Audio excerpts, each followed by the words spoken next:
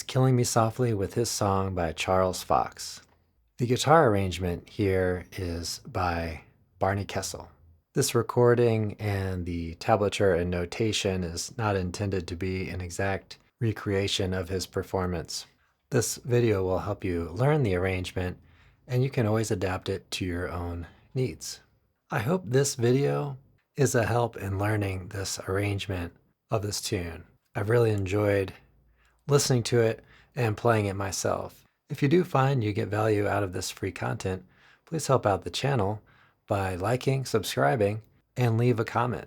Next up, we're going to have a second playthrough with the same recording, but some new visuals. We'll have standard and tablature notation, the Guitar Pro neck diagram, and accountant. After that, I'll give you a step-by-step on how to play this. Well, let's get started. 1 count of 4.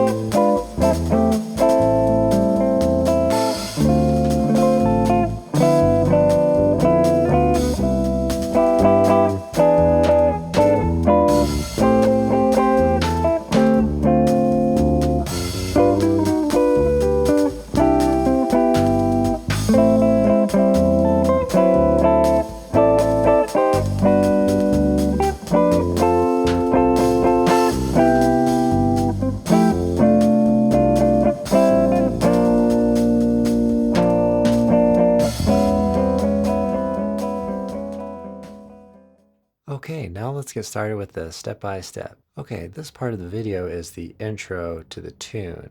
So I'm playing here really in position 5. I'm using fingers 2, 3, and 4. And the reason for that is that it transitions to the next chord most efficiently. So we play this, and I'm playing all downstrokes here.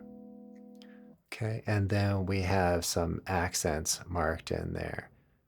So we have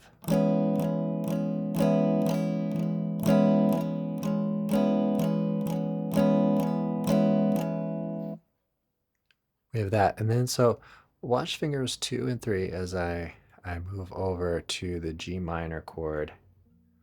Those just move on the same 2 strings. And then we're going to play. And then we're going to change this one note here on string 4 to fret 2, and then do a little back and forth on that. Now, here's a real challenging part of this arrangement, which is getting all of these tones in. So what I'm doing, my approach here is to use second finger.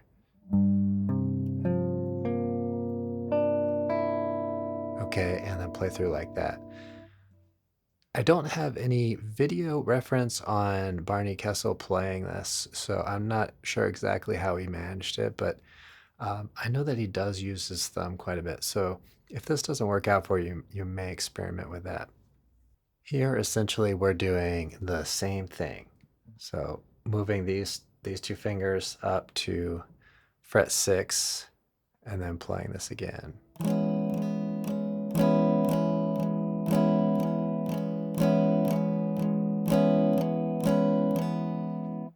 Moving down.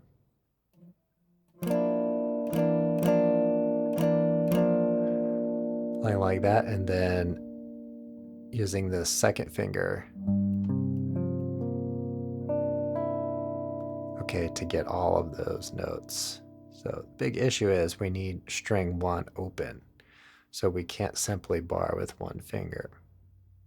So here's the beginning of the form of the tune, the melody, and all that. This part is actually not part of the melody, but he's playing this at the beginning. Most prominently, you hear this tone, but I stacked this other note on here as well, just to kind of thicken it up. We're gonna play just a half step below D minor 7, and then we're gonna put finger 4 on string 2, fret 8. All right, and then we get to G7, this is G13, and then we're adjusting that a bit because the melody is jumping around. So it's chord melody style played with a pick. Through this, he uses quite a few open strings. I did use most of the same ones that he did at most of the same moments. And so here he plays string 5 open and then a C major 7. We're going to position 9. So he kind of plays a little laid back on the beat, which I did as well here. Okay, get into this, and then we have F major 7, and then going down to a new voicing of F major 7 in first position. Here again we get that half step motion into D minor 7. And then over to G7. So remember, we're going to have some different extensions. These chords show the basic harmony. Okay, and then we're going to E7 flat 9. Okay. And then we're going to play A minor 7. Okay, we're just going to put a 5 in here. E7 flat 9. Back to A minor 7. And then we go to another voice for A minor 7, and then back to this, and then he plays the arpeggio. Okay, so we have several voicings for A minor 7, and then there's a little bit of a 5 back to the A minor motion again. Okay, we have D minor 7. Okay, we're gonna use pinky on string 1, fret 8, and then 5, back to string 2. All right, here we're going to G7, and then just changing the voicing up. So you can see that I'm holding those lower notes and playing the melody on string 2. Okay, then we go to C major 7. Okay, including string 1 here, fret 3. Okay, then we go down to E7, position 2. Position 3, just a little transitional chord there. And E7 flat 9. And this is where we get to the second half of the tune. Okay, so we get A minor 7, D minor 7. Then we get these harmonic pairs. This is a pretty cool moment in the tune. So we're going to follow these fingers 1 and 2 up. Okay, and then we're going to play some more melody notes there on the G7. And then we're going to play this. So we have this nice kind of counterpoint motion going on with the C major 7. So I'll show you that again. So we have this big stretch, C major triad, and then the major 7. So I wouldn't normally hold this chord like this, but just because of the motion and the continuity of it, that's why I'm playing that. And this continues on here. So we have A minor. Okay, so there's that little motion on string 4 again.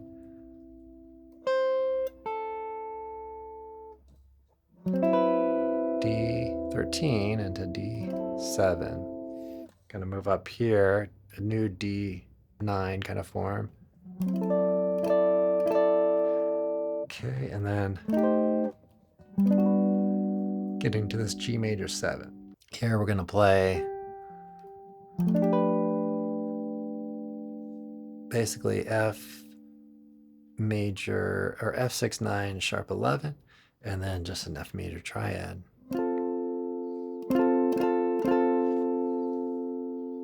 C major 7. We're going to come over here to string 4, fret 10 for this melody note, F major 9. And then we have kind of an F6 over C. And then we're going to have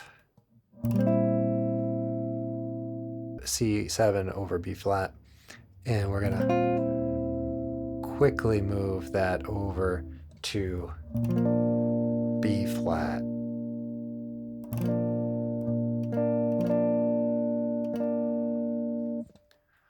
Okay, and then this is a really interesting part of the tune too. We've got this A major 7, similar to the beginning, but it's a little bit different.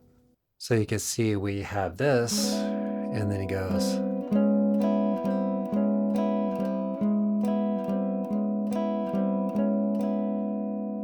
Okay, kind of moving half steps up into that fret 6. So really cool way to end that, and then he transitions into the solos.